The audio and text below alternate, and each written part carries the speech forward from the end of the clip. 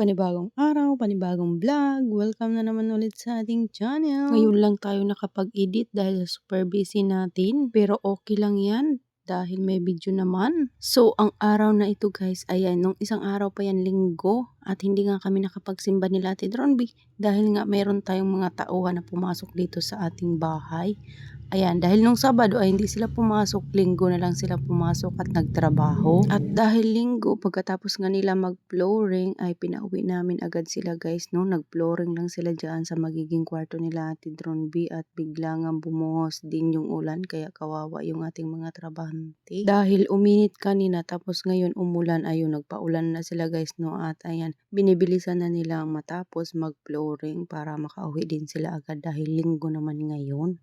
At saka mga 3:00 pa lang siguro guys, natapos na silang magbuhos doon. Pero ulan pa rin siya ng ulan, kaya napagdesisyon na namin ni Papa Udo na pauwiin sila ng maaga, no? Ayan na nga at nagpaulan na nga sila dyan, kaya kanina uminit kasi guys kanina tapos biglang umulan. At baka kasi trangkasuhin yung ating mga trabahante, kaya pagkatapos nga nilang mag-flooring, pinauwi namin agad sila. Tapos may naglako ng sibuyas dito sa amin, mura lang guys, no? 9 kilos yan, 600 pesos, kaya bumili na tayo ng isang sako para panggamit natin at pangtinda na rin dito sa ating tindahan at makamura naman tayo. So ito yung ating mga paninda dito sa labas ng ating tindahan guys, no? So pagsilip natin ganyan, madilim siya, kaya parang binuksan lang namin yung bintana doon sa gilid kasi nga maulan siya guys, no? So ayan si Ate Dronby is pinapakain niya na una si Alter dahil is mag-12 na dyan, pero yung ating mga tauhan ay tinatapos talaga nila yung minasa-masa nila ba. So ayan, pasok tayo dito sa loob.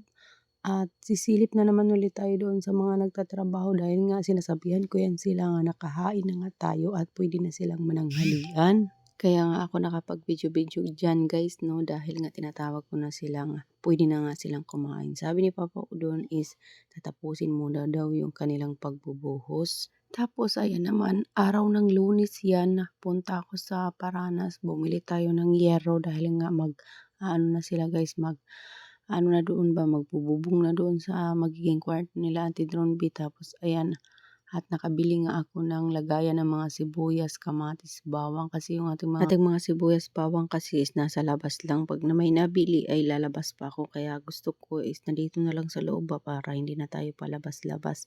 Ayan, 4 na layer yan guys, no, lagayan ng luya, sibuyas, kamatis at saka bawang. Nabili ko lang yan doon sa binilhan ko ng yero kasi yung may ano doon, yung sapit ba, merong nagtitinda ng mga ganyan, kaya ayan, isipan ko na yan na lang din yung bibilhin ko kasi nga meron siyang gulong, pwede yan siya ihila-hilain. At saka ayan na nga, tinulungan ako ni Papa doon dahil nga nagpatulong ako sa kanya. Madali lang naman siyang i-assemble guys, kaso lang yung mga gulong ay ano siya, yung natatanggal ba siya ba, kaya ayan, nilagyan ni Papa Udo ng Mightyban para dumikit na nga yung gulong dyan sa ilalim. So ayan na siya guys, no, yung 3 layer, yung last na layer na lang yung ano ni Papa Udo na yan na nga, nilalagyan na nga niya ng Mightyban. So ayan na siya, maganda na tingnan, oh, nilagyan agad natin ng mga paninda. Ayan yung luya, sibuyas, bawang, tsaka kamatis sa itaas. Ayan, nilagyan ko na siya guys, no? Di ba ang ganda na tingnan? Meron na naman tayong isang nanay na masaya na nakabili ng gamit sa bahay. Tapos yung sibuyas naman sa labas ay nilinisan ko na nga, tapos inilagay ko na dyan para maganda tingnan. Puno ba yung ating lagayan? No, pwede siya ilipat-lipat guys kung saan man natin pwedeng ilagay at pwede siyang hilain ba. Tapos pasilip na lang tayo doon sa kwarto nila Ate Dronby.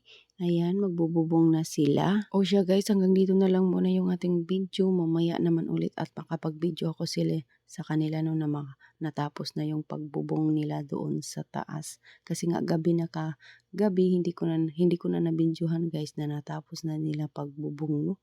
Nag-ano talaga sila, nag-rush, ay charis. So ay hanggang dito na lang. Maraming salamat. Mamaya ulit.